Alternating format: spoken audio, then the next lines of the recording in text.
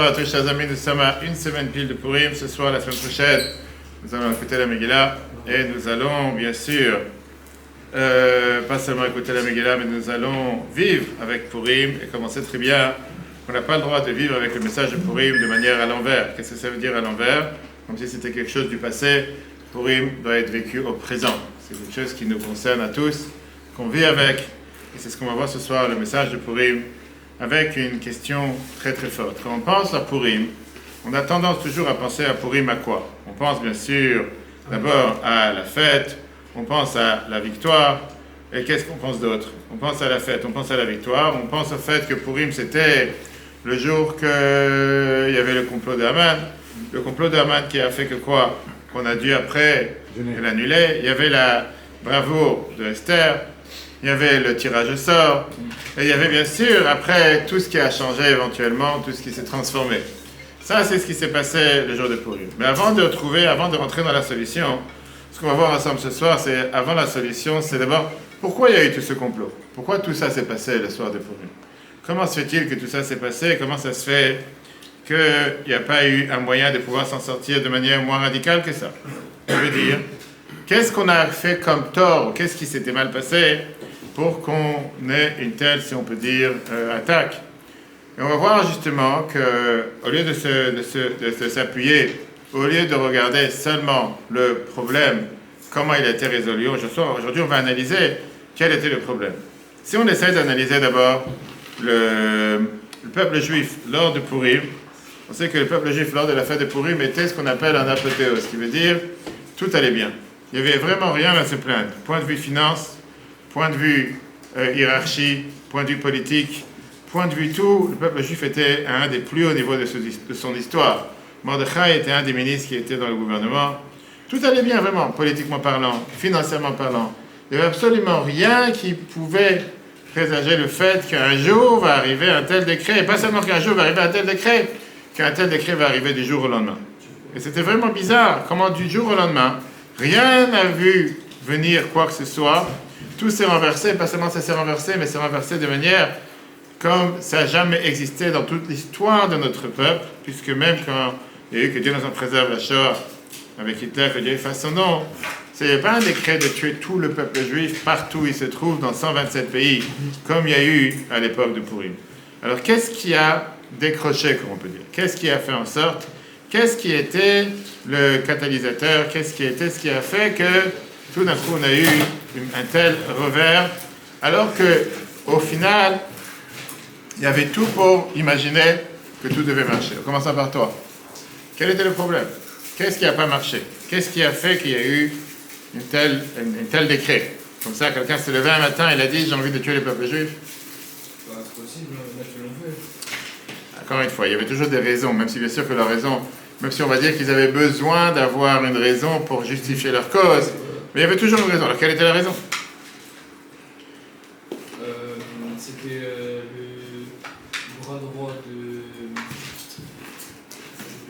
Aman, ouais. le bras droit d'Achashverosh, Asserus, nous. Qui, il y avait un débat entre ces trois conseillers et ils avaient donné... et le débat c'était est-ce qu'il fallait tuer le plus juif, mais j'ai oublié la raison pourquoi. Il y a une histoire d'un débat, il y en a un qui s'est positionné, un qui n'a rien dit, et un qui a dit qu'il fallait rien faire. Et du coup, je crois que c'est Aman il a dit qu'il fallait les tuer. Merci. Alors? Mais j'ai oublié la cause pourquoi. Non, ça t'a bien dit, on a vu ça il y a quelques semaines dans le Parashat Shemot. Ouais. Mais c'est pas la raison. C'est pas vraiment la raison pourquoi le comment. Maintenant, comme on dit, le Mordechai était celui qui était le dirigeant du peuple juif à l'époque. D'accord? Il était assis à la porte du roi. C'était une figure respectée. Il était celui qui a même sauvé le roi d'un plan d'assassination, d'être assassiné. On raconte ça dans la Megillah, de Bigtan et Teresh. Si tu étais un juif qui vivait à Shushan à l'époque, tu te sentais en pleine sécurité. Je peux te dire, on est au plus haut niveau matériel, plus haut niveau politique, plus haut niveau financier, on est protégé, nos connexions et nos liens sont solides. Et c'est à ce moment-là, comme on dit, que le parterre s'est écroulé. C'est juste à ce moment-là qu'on a donné 1 an à toute la nation, tout le peuple juif dans 127 pays, pour si on peut dire, se sauver d'un génocide systématique qui a été préorganisé à niveau à échelle internationale. Alors, qu'est-ce qui s'est passé? Pour ça, chers amis, la question, comment une communauté au sommet de la sécurité a-t-elle pu soudainement faire face à un décret d'anéantissement? Qu'est-ce qui a provoqué un renversement aussi dramatique et dévastateur? Texte numéro 1, on va prendre l'Agmara Megillah, commençons par Mordechai. En train de manger? Passons. Jean-Claude, tu veux lire? Ou le chiffre, c'est pas savant? Quand tu prends les chiffres, c'est pas, comme tu veux. Alors, tu sais quoi, vas-y. D'un qui veut lire? Fabrice? Non, les élèves. Vas-y, alors vas-y. Les élèves du rabbin Shimon Bar Yochai. Lui, il demandait pour quelle raison le peuple juif de cette génération méritait-il l'anéantissement? Exact. Le rabbin Shimon leur dit, dites-moi. Ils lui dirent, c'est parce qu'ils ont apprécié le festin de ce méchant à Cyrus. À Achashverosh. Parce qu'ils ont mangé le repas d'Achashverosh, le fameux festin qui a duré 180 jours. Ok. Il répondit, cela peut être vrai que ceux de Shushan, Suse en français. mais pour ceux du reste du monde qui n'ont pas participé au festin, pourquoi auraient-ils été tués? Exactement. Si le problème, c'est parce qu'ils ont mangé au festin, pas tout le monde était au festin. Ceux de Suse, peut-être, ceux qui étaient en Inde ou ceux qui étaient, je sais pas, dans les autres pays, ils n'ont rien mangé. Alors il lui dit. Ils lui dirent, alors tu nous le dis. Il leur dit, c'est parce qu'ils se sont prosternés devant l'idole. Très bien. Ça, c'est la Gemara Megillah, page 12a. D'accord? Donc, M. Shimon Bar Yochai, il vient et te dit quoi? Ils sont prosternés à une idole. Ça, de quelle idole on fait pas? On parle de Nebuchadnezzar, de Nebuchadnezzar, avant Achashverosh, il a construit une énorme statue. Il avait demandé à chacun de servir d'être un esclave à cette statue, de servir l'idolâtrie. Et beaucoup de juifs qui ont eu peur pour leur vie, ils sont prosternés à cette statue. Ok, tu vas me dire, tu sais quoi? L'idolâtrie, c'est un des 3 péchés à ne pas commettre. On peut comprendre pourquoi il méritait un tel jugement. Mais quand tu regardes la première réponse qui vient et qui te dit que quoi?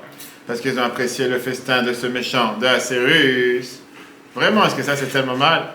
Disons vraiment, certains soutiennent que les Juifs de Purim furent punis pour avoir assisté au festin du roi. Qu'est-ce qui rendait cela si mal? Ils ont mangé une petite crevette, je sais pas, un petit langouste, un homard. On va savoir qu'est-ce qu'il avait mangé là-bas, une petite grenouille qui sautait du plateau. Je sais pas, c'était pas cachère, d'accord. Mais vraiment, pour ça, il faut être puni d'être tué. Tout le peuple juif doit être tué, il ne faut pas exagérer. Surtout qu'on sait très bien, beaucoup d'avis qui te disent qu'il y avait du repas cachère. C'était comme dans la France, tu avais les plateaux cachers, les plateaux non cachers. Et la Megillah nous dit c'était Kirtzan Ishvaïch, comme la volonté de chacun. Ils devaient manger cachère, d'accord? Alors oui, peut-être ils avaient du vin, peut-être ils participaient à la vie de cet empire, et c'est normal, ils vont venir au festin, le roi il est tellement proche de nous, on est tellement proche du royaume, pourquoi on ne pas en profiter? Pour ça, il faut vraiment mériter un génocide. Pour ça, il faut mériter d'être exterminé tout le peuple juif. Et la question, c'est pas moi qui la demande, c'est le Alcher. Oui, moi, j'ai Alcher décédé en 1593, Jean-Claude Tali, Valmadechai, vas-y. Il demande cette question. Cela vaut la peine. Vas-y. Cela vaut la peine de demander. La réponse parce qu'ils ont aimé, etc. Est-il possible que pour le plaisir d'un repas, il mérite d'être anéanti? À tel point? Ça veut dire, disons, on va aller au pire. Au pire. Ils ont mangé du jambon beurre, il y avait des côtes de porc, va savoir. Le pire des pires, je sais pas qu'est-ce qu'ils ont pu déjà manger. Alors oui, ils ont fait une faute spirituellement parlant, on mange pas. Est-ce que pour ça, alors je vais me dire, ils se sont totalement assimilés, mais est-ce que c'est un crime d'humanité, un crime contre toute la nation, à tel point qu'ils doivent être tout le peuple juif anéanti? Parce que là, encore une fois, ce qui dérange, c'est que si tu penses, comme certains ici autour de cette table, je ne dirai pas leur nom, que c'est une punition du Seigneur dès qu'il y a quelque chose qui se passe. Que Dieu, il est comme si, le roi d'Acharia, que dès qu'il y a quelque chose que tu ne fais pas comme il faut, il te donne un coup de marteau sur la tête. Ils sont trompés de Dieu, ils sont trompés de judaïsme. Tu auras Dieu la possibilité de pouvoir réparer les erreurs. 3 fois par jour, on demande Sachlano, on demande à Dieu de nous pardonner pour nos fautes. Et si tu penses vraiment que c'était du tac au tac, ils ont mangé un morceau, je sais pas, de bœuf qui n'était pas forcément cachère, pour ça, ils doivent recevoir une telle punition. C'est pas ça le point.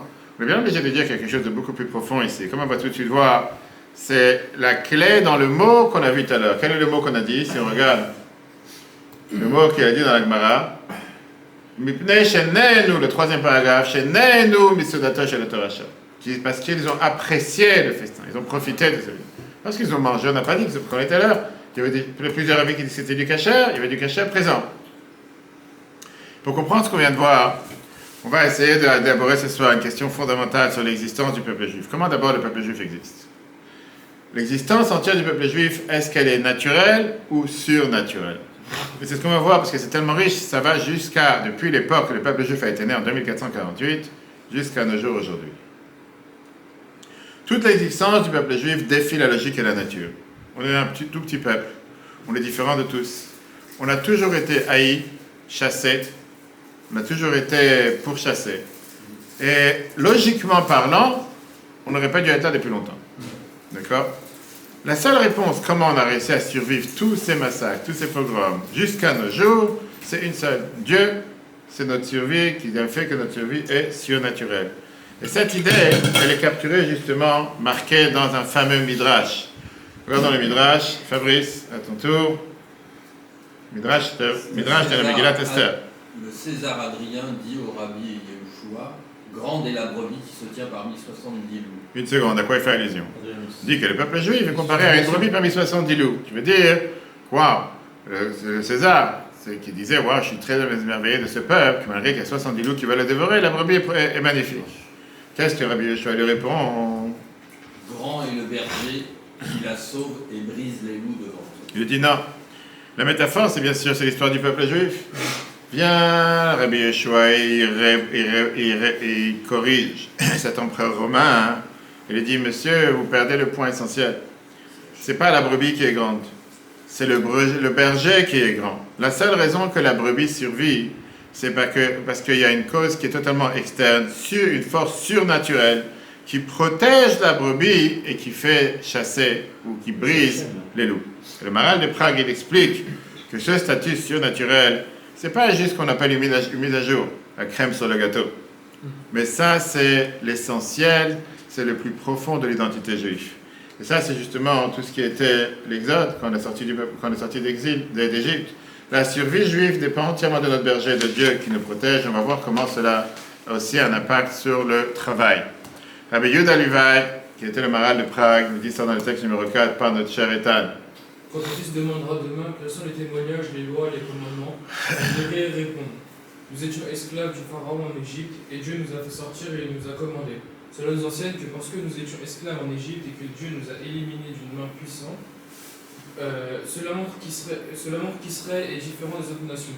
Les mitzvot ne sont pas destinés aux autres nations, car les questions spirituelles ne se mélangent pas avec les questions physiques.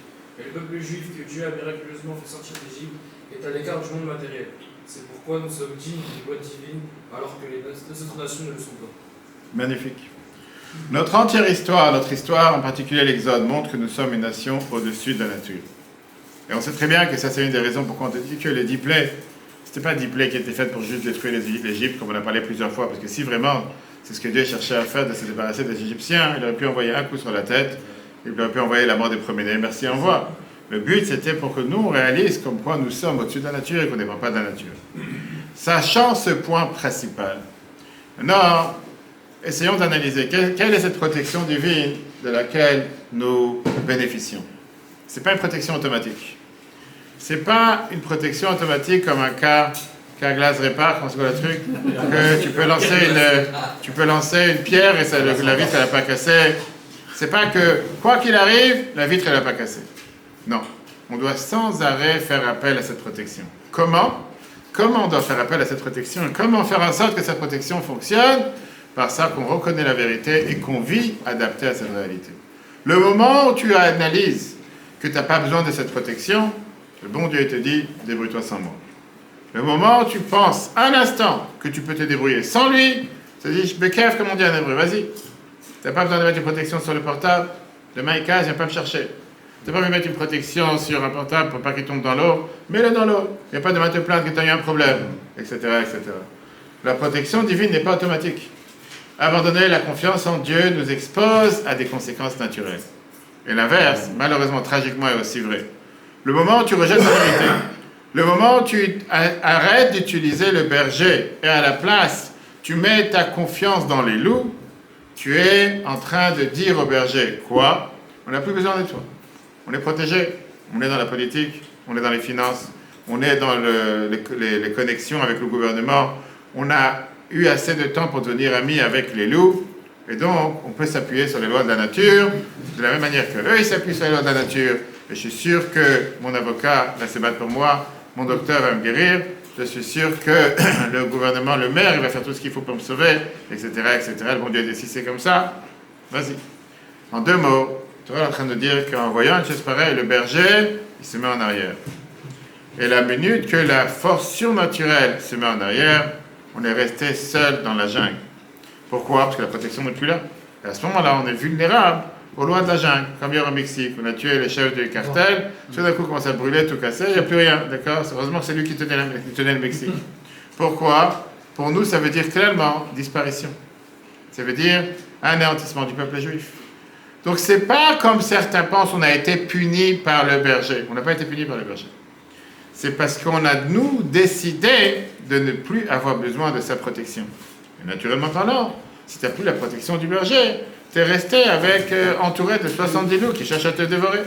Et regardez comment la Bible écrit ça dans les côtés 31 de Merci merveilleux cette semaine, 171. Tu as eu un petit paragraphe continu, Ethan. Après, tu veux, toi, Chaim, vas-y.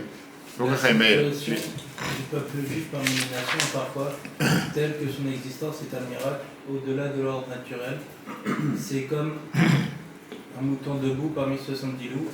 Il n'y a pas de place naturelle pour sa survie, mais par la grâce de Dieu, le grand berger, il les sauve et les protège par des conseils miraculeux et surnaturels. Cependant, cela ne s'applique que lorsque le peuple juif est sous une protection divine spéciale.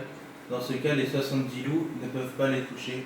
Cette protection est maintenue tant que leur comportement reflète la confiance en Dieu, compter sur lui pour les sauver et les protéger. Mais lorsqu'ils rejettent cette protection, agissant de manière à valoriser les loups et leur pouvoir naturel, ils se retirent essentiellement des soins miraculeux de Dieu. Ils se placent sous l'ordre naturel. On va tout de suite voir, bravo. On va tout de suite voir comment ça c'est valable dans les affaires, comment ça c'est valable dans tout. Lorsque les Juifs se tournent vers la nature et le hasard, ils tombent sous l'ordre naturel. Là, on a des plaques de bois de menuisier, Jean-Claude, qui sont très très bien faites, ils sont bien carrés. N'empêche, ils n'ont pas de pieds, ils ne tiennent pas. Une fois que tu as fait tomber la première, tout le reste tombe. Et ça, c'est une idée d'ailleurs, qu'on va tout de suite voir que c'est Rambam qui nous l'écrit. Maïmonide, dans le Guide des Égarés, il écrit exactement la même psychologie spirituelle. Lis par notre cher Laurent. La supervision de Dieu est constante pour tous ceux qui s'efforcent de l'atteindre. Lorsqu'une personne concentre ses pensées sur Dieu et suit les vrais chemins qu'il a tracés, se réjouissant de ce qu'elle a accompli, aucun mal ne peut lui arriver. Ils sont avec Dieu et Dieu est avec eux. Mais lorsqu'une personne détourne ses pensées de Dieu, devenant séparée de lui, alors Dieu s'éloigne d'elle ou d'elle. À ce moment-là, la personne devient vulnérable à toutes sortes de malheurs qui pourraient lui arriver. Et la suite, pardon, oui. Cette croyance est confirmée dans la Torah. Dieu dit « Je leur cacherai mon visage et ils seront dévorés. Ils trouveront bien des maux et des ennuis, et ils diront ce jour-là, n'est-ce pas parce que notre Dieu n'est pas avec nous que ces maux nous sont trouvés ? Il est clair que nous faisons cacher son visage à Dieu. Nous sommes ceux qui créent le voile entre nous et lui. Il est donc clair que la raison pour laquelle une personne peut être exposée au malheur, comme un animal soumis au destin, est qu'elle est séparée de Dieu. Mais quelqu'un dont Dieu est avec lui, aucun mal ne les touchera. La supervision de Dieu restera avec eux et tous les maux seront tenus à distance. Magnifique. Rabbi Nachman de Breslav, il exprime ce même point en diagnostiquant quelle est la maladie spirituelle de l'exil. Puisqu'on a ici Rabbi Nachman parmi nous, Dan, à ton tour. La principale souffrance du peuple juif en exil vient de l'erreur d'attribuer tout à la nature, au hasard et au destin. À cause de cela, ils ressentent douleur et souffrance. Cela arrive parce qu'ils vivent parmi les non-juifs, et ils ont appris d'eux. Ils voient que l'époque des non-juifs est très réussie, tandis qu'Israël est méprisé et dégradé. Ainsi, ils adoptent la même mentalité, attribuant tout à la nature et au destin. Et à cause de cela, ils souffrent. Mais en vérité, le peuple juif est au-dessus de la nature. Ce n'est que lorsqu'ils pêchent qu'ils tombent sous la nature, comme les non-juifs, qui sont soumis au destin et à la nature. C'est quoi pêche? Le Péché. pêche, prends la C'est carte, un péché. le avant, le macro. Je sais, mais Prends les macros, le avant. On va y arriver tout de suite. C'est un On manque va y arriver. de Bouddha, là, C'est pas seulement un manque d'émouna. C'est pas seulement un manque d'émouna, c'est d'attribuer ta réussite aux voies de la À la nature. nature. Ou manque de ta réussite à donc il un manque croit que c'est naturel. Dieu qui- Comme on a parlé plusieurs fois dans plusieurs cours, on va tout de suite voir. Alors quoi, ça veut dire qu'il ne faut pas travailler, il ne faut pas ouvrir une affaire. On va tout de suite voir. On va entrer dans le monde des affaires, tu vas tout de suite voir. Cette dynamique qu'on vient de voir, c'est une dynamique qui peut paraître totalement abstrait. Et pour ça, on va essayer de faire descendre terre à terre avec un analogue qui marche dans la vie de tous les jours, qui est gagner sa vie. Qu'est-ce que ça veut dire gagner sa vie? En tant que juif croyant, on sait que Dieu nous donne toute notre subsistance. Azan, Mfanes, comme on dit dans le Birkat Amazon, Azan, Mfanes, Vechesed de Barachamim, que Dieu nourrit chacun d'entre nous avec grâce, avec miséricorde. Dieu est la source de toute notre richesse. Sans sa bénédiction, tu peux travailler 24 heures sur 24, 7 jours sur 7, et tu ne peux rien gagner. Tu peux avoir le plus grand magasin possible, le meilleur enseigne, le meilleur endroit placé, le meilleur cabinet, il n'y a pas un client. Maintenant, la question est l'inverse. Si Dieu signe le chèque, si tout vient de la part de Dieu, alors pourquoi je vais travailler? Pourquoi je vais ouvrir une affaire? Ouais, c'est vrai. Pourquoi je vais voir un médecin?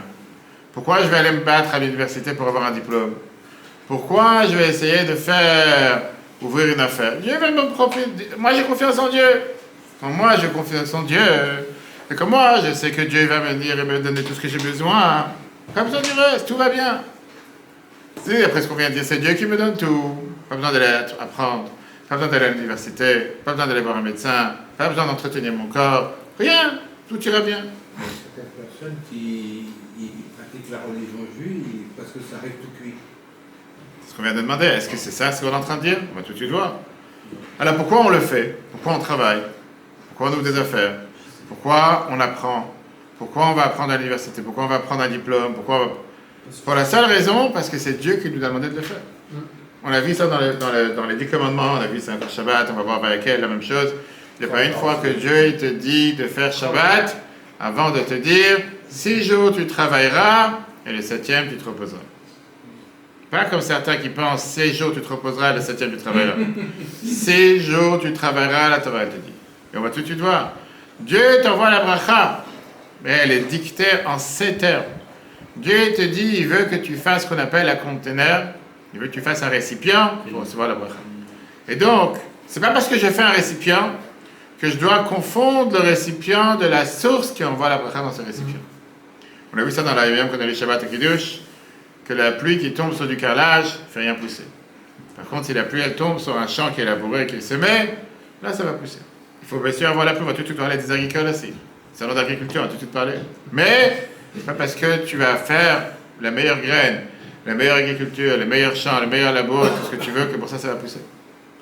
Un juif, il est ma'amin, bechei olamin v'zorer. Il croit en Dieu, que Dieu va le faire pousser. Ah, tous mes voisins non juifs, pas forcément ils croient en Dieu. Peu importe. Moi, en tant que juif, c'est ce que je dois faire. Regardez comment la Bible dit ça. Nous devons créer un récipient pour les bénédictions de Dieu, sans confondre le récipient avec la source. Voilà comment la Bible dit ça. Voilà, Tzemach Tzedek, comment il dit ça dans Derech Mitzotecha, le mitzvah de Tiglachat Metzora. Vas-y. Et il dit, et Dieu te bénira dans tout ce que tu feras. La raison en est que le flux des bénédictions de ce monde passe par le vêtement de la nature. Cela signifie que les bénédictions sont cachées et dissimulées de telle manière qu'il semble que le monde fonctionne selon les lois naturelles. Mais en vérité, tout vient directement de Dieu. Cependant, il cache tellement sa bénédiction divine qu'il n'y a aucune révélation claire de quoi que ce soit de miraculeux ou d'extraordinaire. Tout semble être un phénomène naturel. La vérité est telle qu'elle l'a dit dans le verset « Les sages n'ont pas de plan ». C'est plutôt pour ceux à qui Dieu ordonne sa bénédiction et dirige sa providence, ce qui fait que certains héritent et que d'autres s'enrichissent, certains sont humiliés et d'autres encore exaltés. Pourtant, il ne donne ses bénédictions que par le vêtement de la nature. Ensuite. Ainsi, même lorsqu'une personne demande miséricorde, prions que Dieu lui transmette son gagne-pain, cela ne suffit que si elle ne fait aussi des affaires. Ils doivent préparer le vêtement par leurs actions. Ce faisant, les bénédictions venues d'en haut se répandront à travers leurs œuvres. Ce sont les deux intentions qu'une personne devrait avoir lorsqu'elle s'engage dans les affaires. Premièrement, demander à Dieu la miséricorde, que sa bonté se manifeste dans le monde par la pourvue de son subsistance. Deuxièmement, lorsqu'on fait affaire, reconnaître que les bénédictions de Dieu sont comme d'autres miracles révélés, similaire à la manne et d'autres. Cependant, il utilise les affaires comme vêtements pour dissimuler ses bénédictions. C'est ainsi que Dieu choisit de gouverner le monde, et cela continuera ainsi jusqu'à la fin du temps. Magnifique. Ce veux serait pas plus dire- simple que tout soit dévoilé. Je n'ai pas entendu. Ce serait pas plus simple que tout soit visible. Ça serait beaucoup plus simple. Le problème, c'est que si tout est visible, il n'y a pas d'effort. Bon. Donc là, tu as la main de Jean-Claude. Source. La source, c'est Dieu qui envoie la bénédiction. Nos efforts pour réussir la recherche ou l'influence, après, nous sommes, nous, le conteneur ou bien le récipient.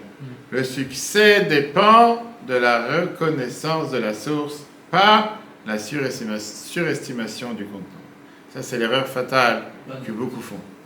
Le fait de se dire, puisque j'ai créé la meilleure boîte, puisque j'ai créé le meilleur cabinet, puisque j'ai fait tel et tel, je sais pas quoi, pour ça j'ai une telle réussite, bon Dieu dit comme ça, viens, on va voir. Si c'est vraiment tu penses, c'est grâce à tes efforts. Rappelez-vous l'histoire qu'on a vue il y a 2-3 semaines avec ceux qui avaient demandé l'autorisation de sortir de Russie, et qu'après il arrivait à Yechidot chez le Rabbi, et quand le Rabbi lui a dit alors comment t'as fait pour sortir, il a dit parce qu'on a réussi à donner 5000 roubles aux policiers, et grâce à ça il a pu sortir. Le Rabbi dit sûr c'est ça qui t'a fait sortir. Au début on a réussi à donner de la corruption, des pots de vin aux policiers, comme ça on est sorti. Le Rabbi dit sûr c'est ça qui t'a fait sortir. C'est-à-dire des gens des fois ils sont convaincus parce que j'ai fait le meilleur complot matériel et la meilleure devise matérielle. Pour ça j'ai réussi à m'en sortir. Il lui dit pas la tête. Bien sûr que tu as pu agir matériellement et dans son cas c'était le seul moyen de s'en sortir matériellement, mais pense pas un instant que c'est ça qui t'a fait sortir. C'est le bon Dieu qui est. Maintenant, la question qui dérange, c'est bien sûr, alors où doit être notre focus, sur quoi on doit se focaliser? Est-ce que je dois me focaliser plutôt sur la source de l'argent, qui est Dieu, ou bien sur le récipient de l'argent, qui est les affaires? Est-ce que je dois me focaliser en ouvrant des comptes en banque, ou bien en mettant l'argent dans les comptes en banque? Et bien sûr que si tu n'as pas de compte, tu peux mettre de l'argent dedans. Mais si tu n'as pas d'argent, tu peux avoir un compte, ça ne sert à rien. D'accord? Bien sûr qu'il faut se focaliser sur la source. Ce n'est pas juste une théorie, c'est la pratique. Ça, c'est quelque chose de critique à mettre en application tous les jours.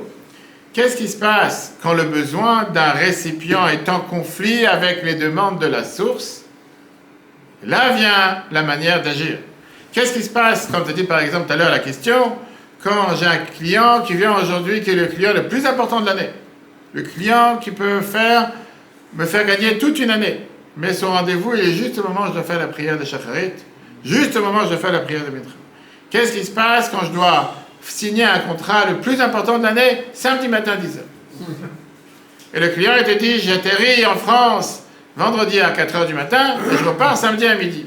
Je peux signer avec toi le contrat samedi 10h. Il y a quelqu'un qui appelle le rabbin et dit, alors qu'est-ce que je fais monsieur le rabbin? C'est le contrat de ma vie.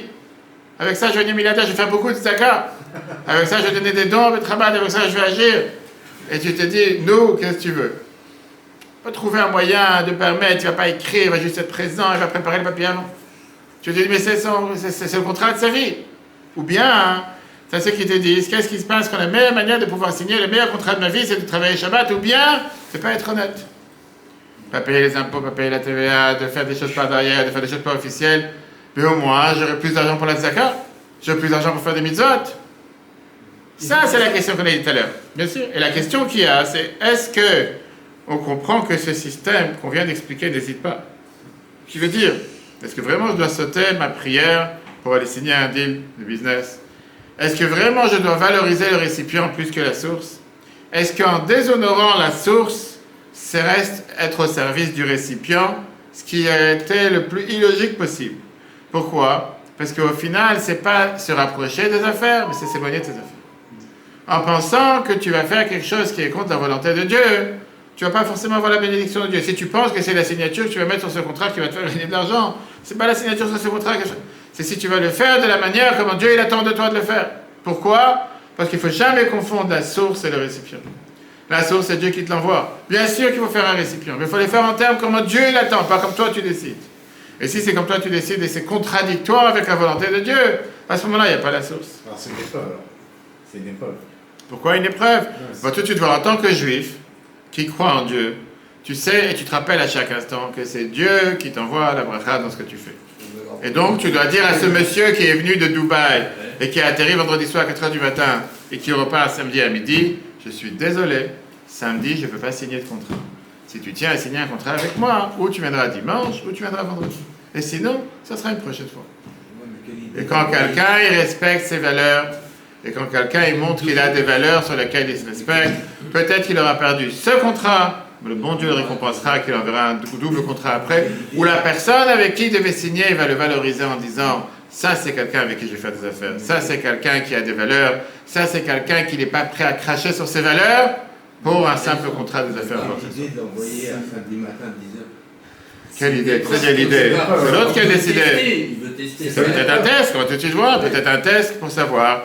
Est-ce que... C'est comme ça que je l'ai compris. Ben oui. Je peux te donner un autre exemple. Est-ce que juste samedi matin 10h, je veux dire, je ne veux pas venir à la prière parce que je ne me sens pas valable de prier ce jour-là. Je n'ai pas ce test dimanche, lundi, mardi. Dimanche à vendredi, je me sens valable. C'est juste samedi matin que je ne me sens pas valable. Et là, le mauvais penchant, il est au tournant la personne et il dit, tu sais quoi, c'est moi qui aurai le dernier mot. Juste au moment où tu dois être présent, je ferai en sorte que tu passes. Moi, je ne me sens pas valable.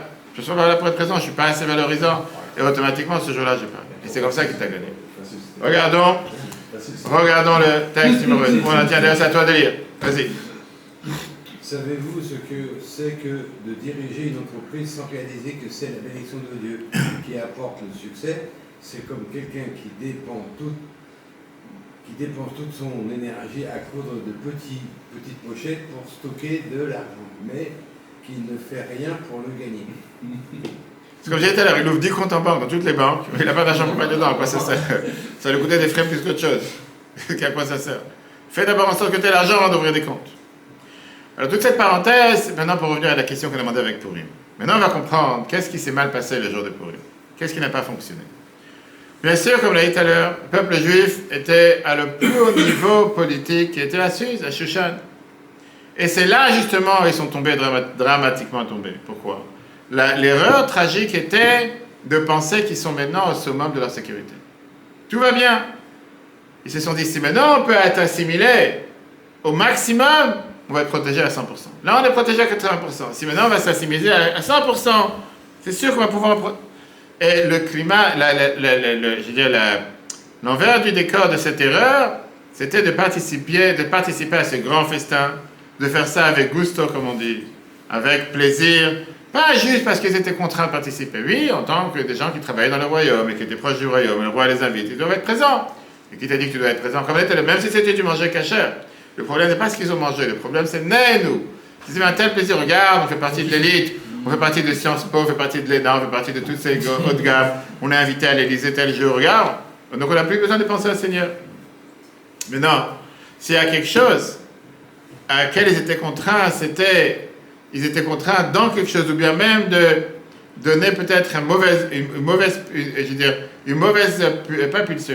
impulsion d'eux-mêmes en se disant, on n'a pas le choix, on doit être présent, on doit aller, on va y aller. Alors ça, on aurait pu l'excuser, ils sont partis, ils n'ont pas le choix, ils doivent être présents. Mais de se réjouir que tu dois faire ce rôle, ça montre que c'est pas que tu es parti par contrainte. Tu es parti pour dire, waouh, j'attendais le jour où le roi, le président allait m'inviter à l'Élysée pour manger avec lui.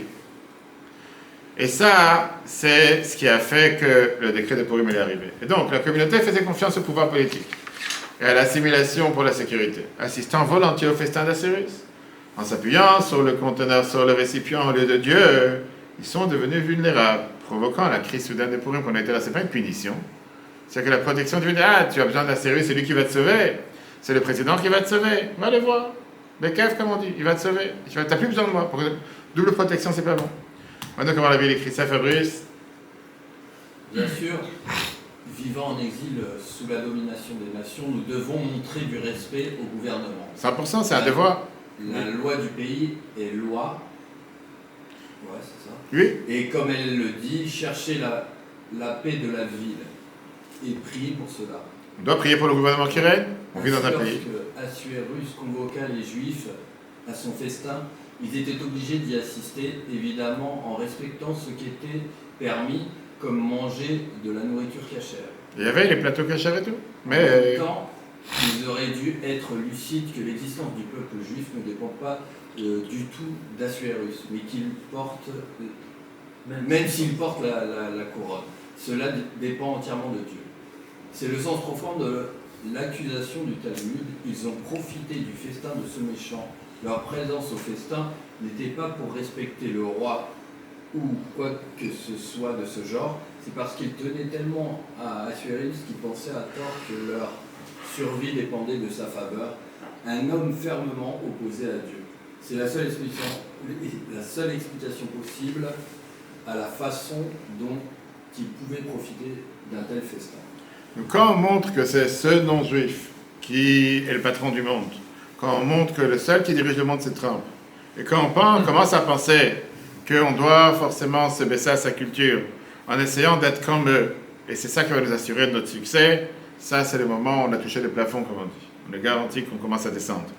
Et donc à ce moment-là, on a enlevé notre source fondamentale de protection, on est devenu vulnérable à la force qu'on essaie vraiment de calmer. C'est en essayant comment on appelle ça, de nourrir le crocodile qui veut nous manger. S'appuyer sur la culture environnante pour réussir nous rend vulnérables.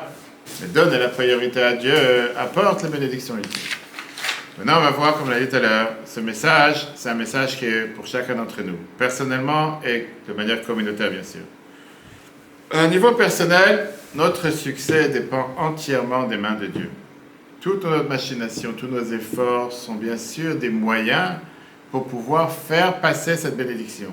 C'est un récipient dans lequel Dieu nous a demandé de le faire et Dieu, il veut, à travers ce récipient, faire passer sa bénédiction.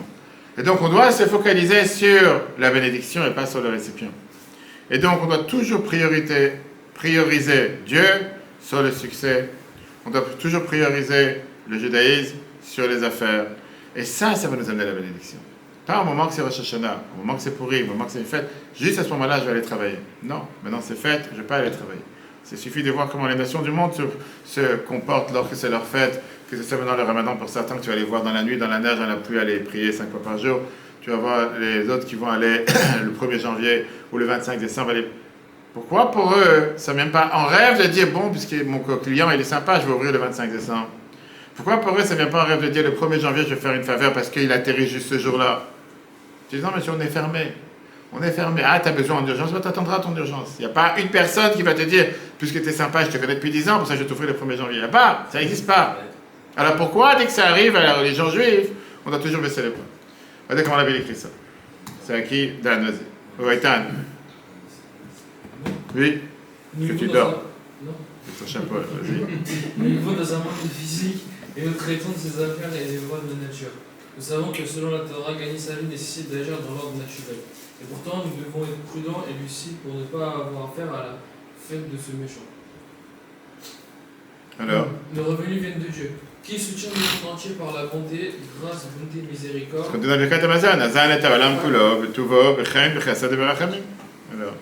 Et c'est juste que Dieu veut que nous gagnions de ce dont nous avons besoin par nos propres efforts. Alors, pour subvenir à nos besoins et à ceux de famille, nous agissons comme n'importe quel ouvrier ou commerçant ordinaire. Ce n'est qu'avec une telle attitude que nos efforts naturels portent fruit. Magnifique. Et donc, on doit recadrer la réalité. Quand tu reçois un salaire, tes pensées ne doivent pas être « Ah, mon patron m'a payé ». Ça doit être « Mon manger vient du festin qui est du maître de l'univers. Il a seulement fait passer le chèque, pas mon patron, pour m'envoyer la bracha. C'est pas mon patron qui me l'a donné. C'est Dieu qui a décidé de le faire passer à travers mon patron. Et cette idée, elle est cachée dans un morceau du Talmud magnifique, Talmud Gemara Shabbat. Tout ce que nous recevons vient du mal de l'univers. La Gemara Shabbat nous dit la phrase suivante. Regarde, Meir, Emouna. Emouna, foi, cela fait référence à l'arbre Mishnahik des Zeraïm, agriculture. Mais la Gemara te dit comme ça, la Gemara Shabbat 31, que quand tu parles d'Emouna, ça fait allusion à tout ce qui est le monde agricole. Ok, la suite. Ça, soit il vient et te dit dans la même Gemara. Vas-y. Le Talmud de Jérusalem explique parce que l'on croit en le donneur de la vie des mondes et des plantes. Ma'amin b'chayol amin v'zorer. C'est une phrase bizarre. Qu'est-ce que ça veut dire que tu crois en Dieu et tu plantes? Pourquoi planter des graines? C'est un symbole de foi. Hein? V'zorer, et on plante. C'est mal traduit. Okay. C'est pour ça qu'on plante. Il y avait déjà une explication. Quel rapport? Planter des graines, c'est quelque chose qui est le plus prédictable, le plus naturel, le procès le plus scientifique sur Terre. Quand on dit que cette terre elle est fertile, cette graine elle est fertile, ce moment de planter, tu vas voir un jardinier va te dire tel jour, telle date, telle graine, tel dosage, telle humidité, telle chaleur, telle serre, tel truc.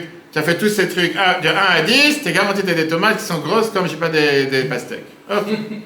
Et toi, tu es parti comme un idiot, tu as acheté les graines, tu as tout fait, tu as fait tout à la lettre, tu t'es pris la tête, tu t'es levé dimanche matin à 5h parce qu'il faut que ça soit sous le soleil, sous l'eau, tu as mis à 9h, tu as arrosé, tu as mis toutes tes plantes et tu as mourir ta tomate. Tu as dit la tomate ni la feuille. Et tu commences, Tu retournes au magasin, dis, vous avez fait tout ça, j'ai tout enregistré, j'ai fait à la lettre ce que vous m'avez dit. Et la pluie, l'humidité, la température, tu as tout fait à la lettre. Pourquoi les tomates ne sont pas là? Qu'est-ce qu'il va te dire? Certainement, il y a une chaleur dans la maison. Pas dire que c'est ta. Pourquoi c'est ta faute? Te dit, ça veut dire que quand tu as ton champ, tu peux avoir 10 champs à côté. Si tu crois en Dieu et pour ça tu plantes, Dieu va faire que ça pousse. Et on voit en Israël, quand il y a la Shemitah, que tous ceux qui respectent la Shemitah, malgré que pendant une année ou deux, ils ne plantent pas, après ils ont une récolte qui est beaucoup plus grande, ils font ce que Dieu les demande. Alors que tu as des autres qui pas forcément ça va pousser. Et pourtant, c'est la même terre. À part ceux qui croient dans le bio et dans tous ceux qui disent que quand tu as les pesticides et que ça s'arrête juste ici, il y a un mur entre deux champs, ça ne va pas dans l'autre champ. Laisse-moi. Écoutez ce que de Vishaina a écrit, ça regardez. Emouna, Zraïm. La foi égale l'agriculture. Semer des graines est le symbole ultime de la foi comment? Vient notre phrase par Laurent. Veuillez écouter attentivement car je ne vais pas le dire deux fois. Le juif n'adhère à aucun ordre naturel, mais plutôt et seulement à un ordre spirituel. Oui, les juifs bénéficiaient d'une immunité diplomatique, mais lorsqu'ils se délectaient du festin du méchant Assuérus, ils se retrouvaient exposés spirituellement. Et inversement, si le jeune n'a pas rendu Esther sympathique au roi Assuérus, il l'a rendue attachante au roi des rois, qui, à la fin de la journée, ainsi qu'au début et au milieu de chaque journée, est le seul roi qui compte. La même règle qui s'applique à la nation juive dans son ensemble s'applique à chaque individu juif. Tout ce dont un juif a besoin provient d'une seule source, et ce n'est pas Amazon. Et c'est pourquoi il est écrit dans le Talmud de Jérusalem qu'un juif croit en Dieu lorsqu'il s'aime. Mais cela n'a aucun sens. Jour après jour, nous assistons à des hérétiques semant des graines qui poussent en magnifiques récoltes. Alors quel rapport Dieu a-t-il là-dedans? Veuillez écouter attentivement car je ne vais pas le dire que 3 fois. Un juif et les lois de la nature sont comme 2 trains qui se croisent dans la nuit. Oui. C'est bon? Oui, allez, la suite. Pardon. Ainsi, alors que pour tous les autres, la graine peut en fait germer en ajoutant de l'eau, pour le juif, la graine germe en ajoutant la foi. C'est parce que ce n'est pas un juif. Le gars qui a la récolte alors qu'il ne croit pas. Où c'est écrit? Non, c'est pas écrit. Non. Pardon. C'est une question. Non. C'était une remarque. Qu'est-ce que ça veut dire? Ça nous apporte à ce qu'on a dit tout à l'heure, à une leçon majeure qu'on a dans le cours de ce soir, qui est vitale, qui est urgente, mais qui est très profonde. Notre succès, notre protection, notre survie en tant que peuple juif ne doit pas dépendre même 1% de combien les non-juifs autour de nous aiment ou nous acceptent. La leçon de Purim, c'est une leçon qui est, plus tu crois obtenir leur acceptance, plus tu penses les apaiser, plus tu penses leur dire « Je suis exactement comme toi, regarde, je mets la kippa juste ici comme un certain soi-disant Premier ministre, j'ai une kippa qui fait 2 cm de taille, parce que surtout pas que tu penses que je me parais comme un juif. » Plus tu essayes de faire pour te dire « Regarde, j'ai même mon nez qui est fait en chirurgie plastique comme un non-juif. J'essaie de tout faire pour avoir l'air comme vous et je suis comme vous. » Plus désespérément tu vas vouloir te réjouir de leur festin, plus tu deviens beaucoup plus vulnérable. On doit s'appuyer, on doit pencher sur la vérité que nous sommes une brebis parmi les loups. Et qui veut dire, notre seule protection, c'est le berger. C'est pas que les loups sont devenus sympas. Mashiach n'est pas encore là. Quand on dit que Mashiach va venir, la brebis et le loup, ils vont habiter ensemble. Mais pour l'instant, Mashiach n'est pas encore là. Donc un rabbin qui veut réussir, ou n'importe quel juif qui veut réussir, c'est pas parce qu'il aura un doctorat et un diplôme d'université laïque, qui va avoir ce qu'on appelle une grande ouverture sur le monde, et apprendre tellement de formations, etc., pour ça qu'il va réussir. Un juif qui veut réussir, c'est quelqu'un qui va montrer comment Dieu et sa Torah sont présents et sont ses priorités. Il ne va pas prendre un rendez-vous à la place de l'heure de l'office. Juste au moment où il doit prier, il va répondre au téléphone. Juste au moment de Shabbat, il va trouver à faire toutes les courses parce que c'est le jour où j'ai les meilleures affaires. L'éducation juive n'est pas mesurée par ça que j'ai envoyé mon enfant dans tel et tel collège, même si à cause de ça, il va devenir le plus grand antisémite et il va faire des propagandes pour le Hamas comme c'était dans les universités américaines l'année dernière, etc. C'est mesurer comment on est fier d'être juif. Et cette fierté n'est pas seulement de se dire, quand je vais à la synagogue, non, même dans la rue, être fier. Combien de Torah j'apprends? Combien je me sens juif en respectant la Torah et les mitzvot? Et c'est pas parce que je vais manger du couscous vendredi soir, ou parce que je mangeais du hummus, je sais pas, ou des pitotes, ou des falafels, etc., que je me sens juif. Il n'y a rien de mal à manger du hummus et du couscous, mais c'est par ça que je fais ce que Dieu me demande, et par ça que je sais, comme on dit que j'ai mes priorités droites, je sais où sont mes priorités, je sais qu'est-ce que Dieu il attend de moi de faire, je sais qu'est-ce que ça veut dire un jour de fête, et pas commencer à pleurnicher dès qu'on dit à quelqu'un il y a 7 jours de fête dans le mois de Tishri, monsieur le rabbin, il y a trop de fêtes. Qu'est-ce qu'il y a trop de fêtes? Qu'est-ce qu'il y a trop de fêtes? Les Français ont tellement de jours de vacances, ils ne savent pas quoi faire. T'as le jour de l'homme, le jour de la femme, le jour des non-genrés, le jour des chats, le jour des animaux, t'as le jour de tout. Tu peux pas trouver 7 jours de fête pour le bon Dieu, c'est tellement dur. Le jour des voisins. La fête des voisins, la fête des voisines, la fête des deux ensemble, la fête de la musique, la fête du camp, va savoir que c'est tout. Et la Bible parlait de ça, regardez dans ce discours de Purim qui est magnifique. Notre succès dépend de Dieu, pas de l'approbation des autres. Qui c'est Dan? Dans les yeshivot qui se sentent obligés d'inclure des études laïques, et peut-être sont-elles effectivement obligées de le faire, elles ont adopté la norme suivante. Même là, il y a des élèves capables de réciter des dizaines ou des centaines de pages de Gemara, ou des chapitres entiers de Mishnah par cœur. Ils tiennent avec succès les mitzvot, etc. Et pourtant, personne n'en fait tout un plat. Ni les directeurs de yeshiva, ni les enseignants, ni même les parents. Comment est-ce possible? Voici un enfant qui connaît par cœur 100, voire 200 pages, voire même des livres entiers de Gemara par cœur. Et pourtant, rien. Mais ensuite vient l'examen final, ou mieux encore, un concours, comme l'appelle l'État. Ensuite, l'école identifie un élève qui excelle dans les matières écrites par Shakespeare. Et non seulement cela, mais il ou elle peut discuter du contenu oralement, que ce soit les règles de grammaire, la représentation des traits humains, etc. Des examinateurs certifient alors qu'ils comprennent ce que Shakespeare a innové.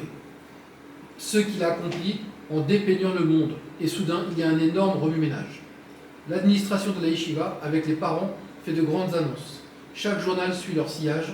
Cet élève qui aurait pu étudier la Torah toute la journée a, à la place, été présenté à la fête de ce méchant, que ce soit Shakespeare ou quelqu'un d'autre. Et il ou elle a réussi à tel point qu'un non-juif témoigne même, oui, ils ont tenu jusqu'au bout. Bien sûr, vous êtes obligé d'étudier ces choses, très bien. Mais quel plaisir y a-t-il dans le festin de ce méchant?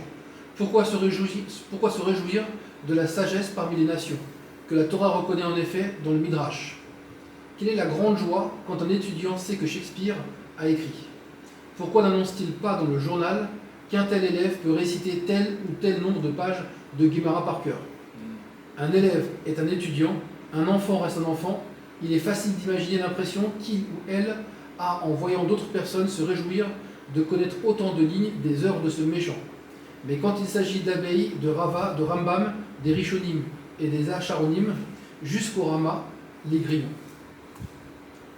L'étudiant peut en profiter, mais sans admiration, sans le véritable sens de l'émerveillement. Il ne l'annoncera pas dans les journaux, ni ne lui rapportera une voiture, et ainsi de suite. Mais quand il s'agit du méchant, le plaisir n'a pas de limite. Ici, l'étudiant obtient une voiture, là, il est envoyé à la campagne. Ici, il est placé à la tête d'une réunion de famille, et l'événement est immortalisé par des photographies. Le Rabbi te dit c'est exactement ça. Quand un enfant il va venir te faire une bénédiction, une bracha, il va te faire une mitzvah, il va mettre des tefillin, tu vas dire wow, qu'est-ce que tu as fait déjà? C'est normal, c'est ton rôle. Et dès qu'il va venir te sortir qu'il a appris quelque chose d'un idiot, de quelqu'un d'autre, waouh, quelle merveille, heureusement. Je savais pas que tu étais un si grand génie. Il va dire quand tu valorises pas un enfant qui fait une mitzvah, et quand tu lui montres que la seule chose à le valoriser, c'est quand il a appris des sciences laïques, il avait dit tu es obligé de les apprendre, pas de souci, tu dois les apprendre, apprends-les. Mais pourquoi tu n'en fais pas un montre quand il apprend quelque chose de Torah aussi? Pourquoi tu n'en fais pas un montre quand il fait une mitzvah aussi? Pourquoi tu ne l'applaudis pas? Pourquoi tu ne le récompenses pas pour ça? Pourquoi tu le récompenses seulement quand il fait des choses laïques? Qu'est-ce que ça rentre dans la tête de cet enfant? Qui vient, qui se dit, ouais, c'est normal, le laïc, c'est plus important, le reste, c'est pas important. Après, il grandit pendant 20 ans, tu te retrouves dans l'avion et tu dis, j'ai grandi d'un père juif hyper catholique, j'ai jamais vu de filet de ma vie. Parce que moi, j'avais montré la religion, je sais qu'il a un shliach de Chabad 77 qui rencontre dans l'avion et qui lui fait ses mains bizarres dans les ciels sur les nuages. C'est ce que je te fasse. Sans ça, et pas tout le monde a la chance de faire la main bizarre dans les nuages. Ça arrive ça aussi. On parle ici d'un judaïsme sans excuse, qui vient prioriser Dieu et sa Torah, et pas forcément se concerner avec tout le monde qui nous entoure. Et comme le Rabbi, il a parlé dans un autre discours de Purim, en 1967, qu'on doit apprendre de Mordechai, que Mordechai, il avait peur de personne, et à la place, il s'est tourné vers Dieu. Et c'est ça qui nous a protégés dans un monde dangereux. Le judaïsme devrait être sans remords, en privilégiant Dieu et sa Torah au détriment de l'opinion mondiale. Regarde, le Rabbi, il écrit ça en 1927. Vas-y. Monsieur. de danger de l'histoire de Purim existe à chaque génération.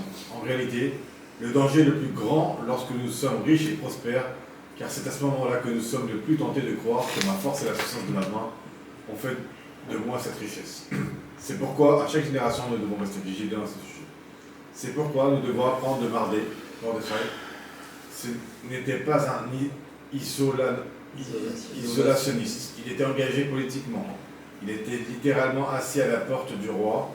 Il connaissait le système. Il savait comment fonctionnait la politique. Et pourtant, lorsqu'Assuérus, le roi, pour qui il travaillait, organisait le banquet du siècle, Mordechai n'y assista pas. Il refusait de participer au festin. Il connaissait la différence entre le conteneur et la source. Quel en a été le résultat? Après la fin, Mordechai était toujours assis à la porte du roi. Et les autres? Qu'en est-il des Juifs qui jouaient le jeu politique, qui tentaient d'apaiser le roi, qui profitaient du festin pour assurer la position? Ce sont eux qui ont causé une calamité pour tout Israël. Et après que leur stratégie ait échoué, vers qui se sont tournés pour obtenir de l'aide? Ils ont dû courir vers Mordechai, le paresseux, le fondamentaliste, celui qui ne comprend pas qu'il faut aller au banquet. Ils durent le supplier de trouver comment annuler le décret qu'ils avaient eux-mêmes causé. Il y a deux façons d'apprendre cette leçon. Nous pouvons apprendre à la dure, comme ils l'ont fait à l'époque d'Aman. Ou alors, on peut simplement lire la Megillah et éviter le problème dès le départ. Pourquoi aller savourer le festin de ce méchant pour devoir courir à Mordechai, jeûner et se repentir afin de réparer le désastre? N'y allez pas du tout, et vous n'aurez pas besoin de jeûner. Magnifique. Magnifique. Le véritable sécurité et le succès vient de Dieu, pas de l'approbation mondaine. L'histoire de Purim enseigne que donner la priorité à Dieu au détriment du pouvoir humain protège à la fois nous-mêmes et notre communauté. Comme on l'a bien répété tout au long de ce cours, ça ne veut pas dire qu'il ne faut pas faire les choses matériellement. Ça ne veut pas dire qu'il ne faut pas agir en proche de la politique. Ça ne veut pas dire qu'il ne faut pas agir en étant proche du royaume. Ça ne veut pas dire qu'il ne faut pas respecter l'endroit où on est. Bien sûr qu'il faut faire tout ça. Ne pas perdre la tête. Ne pas confondre entre la source et le récipient. La source, c'est Dieu qui l'envoie. Le récipient, c'est nous qui le faisons. Ne pense pas parce que tu fais un récipient, il doit prévaloir la source en disant le tefillin passera dans 2 heures. Le jour de fête, un autre jour la Megillah, pas grave si j'écoute pas, j'ai déjà écouté à ça, j'écouterai au téléphone. Dès que ça vient de faire une mitzvah, je fais la moins chère possible. Mais dès que ça arrive quelque chose de spirituel, de matériel, pourquoi je prends la voiture qui durait il y a 25 ans, qui a déjà 300 000 km? Pourquoi je prends, je sais pas, une trottinette qui n'a pas toutes les fonctions dessus? Pourquoi je prends un ordinateur ou pas le dernier portable? Pourquoi je prends un portable qu'il y avait il y a 20 ans? Pourquoi quand ça arrive matériellement, on va se dire il faut avoir des choses qui sont à jour, qui fonctionnent. Et c'est tout à fait normal, il n'y a pas d'interdiction. Pourquoi quand ça arrive spirituellement, monsieur le rabbin, donnez-moi la plus petite mezuzah. Donnez-moi les plus petites filines. Monsieur le rabbin, moi je ne suis pas religieux, je ne suis pas croyant. Pourquoi je vais mettre 2 paires? Une paire suffit. Déjà que je fasse bien une paire tous les jours, tout d'un coup, monsieur devient humble. Donc on parle d'humilité. Tout d'un coup, il n'y a pas besoin d'être le plus performant possible. Matériellement parlant, si Trump, il a, je sais pas, 10 portables, je dois en avoir au moins 5. Je ne suis pas Trump, mais je dois en avoir au moins 5. Va savoir, et quand tu commences à regarder ces choses-là de cette manière, bon Dieu t'écoute. C'est qui te donne la bracha? C'est qui t'envoie la réussite? C'est qui fait que tu vas réussir? Si tu ne perds pas ça de vue à chaque instant, tu as sa protection à chaque instant. On va dans le résumé. Le décret de Purim est intervenu lorsque les Juifs étaient politiquement puissants et assimilés en Perse, en Iran, avec Esther comme reine et Mardochée comme haut fonctionnaire. Le Talmud relie la cause au plaisir de la fête de ce méchant. Un péché qui est apparemment mineur, comme on l'a dit tout à l'heure, c'est pas ça qui va venir faire en sorte de vouloir anéantir tous les peuples juifs, mais qui a déclenché un changement spirituel. La survie juive est surnaturelle. Nous sommes un mouton parmi 70 loups, protégé uniquement par les soins actifs et miraculeux de Dieu. Cette protection ne fonctionne que si nous reconnaissons notre dépendance envers Dieu. Faire confiance au loup, nature, politique, assimilation, le Père, nous laissons soumis à la loi naturelle. Confondre le contenant avec la source, c'est comme coudre obsessionnellement des poches sans rien faire pour gagner de l'argent pour elle. J'allais dire coudre des poches de l'ouverture, comme ça je peux mettre l'argent à l'intérieur. Le péché de Purim profitait de la fête. C'était de montrer que les Juifs prenaient la faveur, le réceptacle d'Assuérus avec la source de sécurité, invitant ainsi un danger naturel décret de Haman. Mordechai, politiquement actif mais refusant le festin, a donné la bonne approche, utilisé le contenant, mais resté loyal à la source. Magnifique enseignement qu'on vient de voir ce soir dans la vie de tous les jours. Message énorme qu'on apprend de cette fête de Purim, mais c'est pour ça qu'on nous lit les 5 premiers chapitres qui n'ont rien à voir. On parle du festin, on parle de Miss Monde, du défilé qui a duré 4 ans à chercher la plus belle fille sur terre et les maquillages. Qu'est-ce qu'on en a à faire? La Torah te dit c'est un bloc de 12 ans. 12 ans d'histoire qui viennent te rappeler que Dieu gère cette planète à chaque instant, même quand tu ne comprends pas, même si tu n'arrives pas à mettre le buzz en place. Et dis-toi qu'au final, il y a un Dieu qui gère cette planète. Fais ce qu'il te demande. Fais ta tefila tous les jours. Cherche pas à faire le minimum. Cherche pas à faire, ouais, laisse-toi tranquille. Même pendant la prière, tu as 10 appels. Et juste tu as fini la tefila, il n'y a plus aucun appel. Il n'y a plus aucun appel, il n'y a plus aucun message. C'est juste au moment où tu pries que le monde entier se rappelle que tu existes. Peut-être c'est le bon Dieu qui a voulu savoir si ton portable fonctionne. Et au final, quand quelqu'un il sait mettre, comme on vient de voir, la source au-dessus du contenant, au-dessus du récipient, il est garanti que le récipient sera plein. Magnifique enseignement, que Dieu fasse qu'on puisse mettre ça en application de la vie de jour. J'appelle à tout le monde que lundi soir prochain c'est Purim. On a la première lecture à 19h arrive, 19h15 la première lecture, deuxième lecture 20h15. Mardi matin 7h30 l'office avec les tefilines. On lit l'effacement de Malek d'ici là, Malek aura disparu en Iran si Dieu veut. Et sinon ce sera le jour de Purim à savoir. Et peut-être c'est le plus beau. Et ne pas oublier qu'on a la deuxième lecture à 13h et la dernière lecture à 18h15 avec le grand Michté ici au travail comme chaque année. S'enregistrer pour le Michté. Que tout le monde, je vais parler, s'enregistrer pour le Michté, tout le monde s'enregistrer. Oui, et de faire venir le maximum de monde et participer à la campagne de Purim. On a besoin de votre aide et de votre soutien. Que Dieu vous bénisse. Le cours replay sur etora.fr. Si Dieu veut, à la semaine prochaine.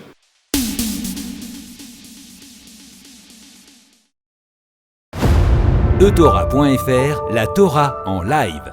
Ce cours est proposé par etora.fr. Pour nous aider à continuer à diffuser les cours de Torah, vous pouvez faire même une petite contribution sur notre site www.etora.fr dans l'onglet « Faire un don ». Retrouvez-nous aussi sur les réseaux sociaux.